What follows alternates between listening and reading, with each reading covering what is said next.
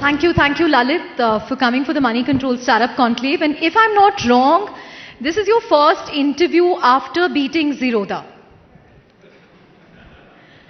Don't be shy. The numbers speak for themselves. You have gone past them. Thank you for inviting me, Chandra.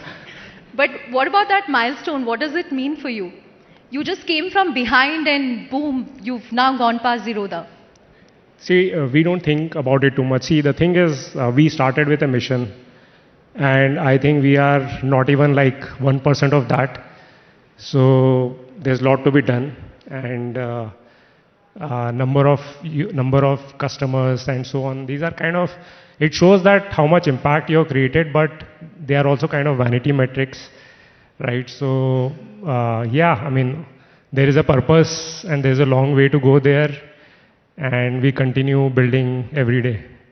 That's a very founder-like answer that, you know, this is only day zero, day one. But, I mean, it didn't mean anything for you all internally that, you know, we have kind of upstaged the incumbent.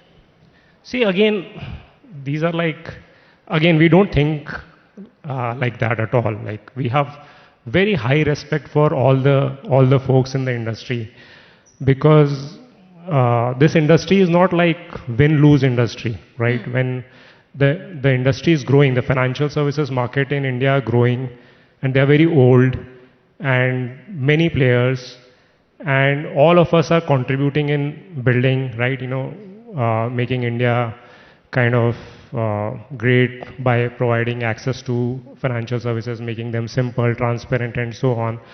So it's like a kind of a win-win race, I would say. Right. This has been quite a milestone year for you, Lalit, you know, since the time you were incorporated, and you of course come from the Flipkart vintage. There's been a lot of positivity, as you mentioned, you know, this is a booming space. More and more retail investors are coming into the market. We're seeing that for ourselves. But on the flip side, this is also something that's attracting the attention of regulators. SEBI, for instance, you know, has come up with new norms when it comes to F&O trading. There's expected to be more that's coming. So there's good news and bad news for you. What do you make of the current market right now when it comes to discount broking? Do you see a slowdown in momentum because of these changing regulations? See, very simple answer is I don't know, but now let me give you a longer answer. The primary purpose of regulator is to protect investors, ensure that there is no risk in the system, like, you know, reduce risk in the system, and of course then grow the markets and so on. The protecting the customer part we share, like, you know, so Groww, our goal is to basically make our customers' lives better, right? Protect them and so on. So a lot of incentives are aligned long term, right?